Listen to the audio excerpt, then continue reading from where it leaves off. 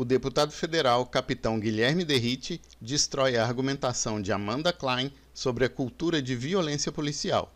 Na visão dela, a polícia tem o costume de ser violenta. O capitão Derrite rebate a argumentação da canhotinha do programa, explicando que não há estudos ou pesquisas sobre o assunto e que a violência existe em determinados casos pontuais, não sendo assim a regra. Assista.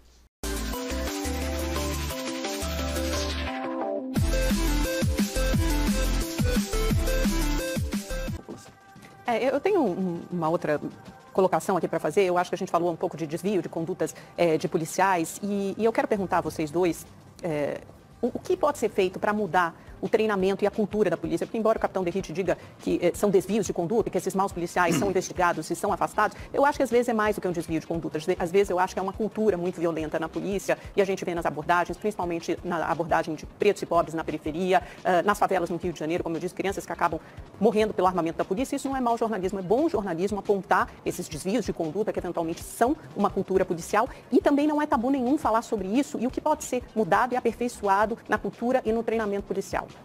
Olha, eu acho que a sua visão, Amanda, com todo respeito, está completamente equivocada.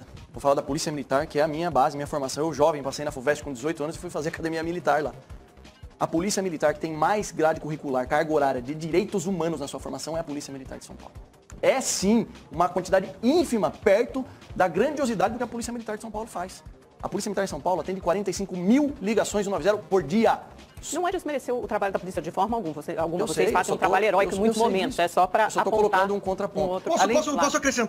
Posso acrescentar só um fator para a análise do capitão Derrite? É porque eu vejo muita gente falando, né, que é uma atuação diferente, por exemplo, na favela. Eu estou falando do Rio de Janeiro, por exemplo, onde eu vivi 38 anos. É uma atuação diferente quando a polícia vai no Rio, na favela, no morro, e quando age no Leblon ou Ipanema, né, ou Copacabana. E também gostam de falar que contar número de pessoas que foram mortas pela polícia. Bom, se você tem um confronto e se a situação é uma cena de guerra onde na favela os bandidos estão altamente armados e entrincheirados, eu realmente gostaria de saber como é que você vai ter um confronto sem ter perdas humanas, né? Porque não é uma questão de preconceito racial, isso realmente não vejo nenhum sentido nisso. Agora, achar que vai subir cantando Imagine, do John Lennon, e soltando bolhas de sabão, né? E com isso, chamar todo mundo para uma conversa, é realmente uma coisa utópica. Então, se você é recebido a chumbo nesses morros, onde os bandidos estão entrincheirados, eu não consigo ver realmente como condenar a polícia por uma truculência maior em relação à troca de fogo.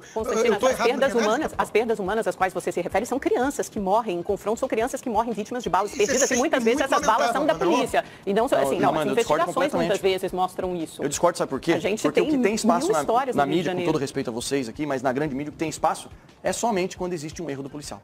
Então, eu ia falar, o erro é a generalização, é atacar a instituição por conta de maus policiais. Não, peraí, a gente está falando de bandido até agora. Todas as ações na Araraquara, belo trabalho da Polícia Federal, mas você está falando que você está falando de vidas tiradas pelos policiais. O policial, ele entra em confronto e mata, assim, criminoso. Ele não sai de casa, hoje vou matar um cidadão. Aliás, claro que não, ninguém. Aliás, as pessoas de bem nas favelas, nas comunidades, elas são usadas pelos traficantes como escudo. E deixa eu só trazer um apontamento, Lacombe.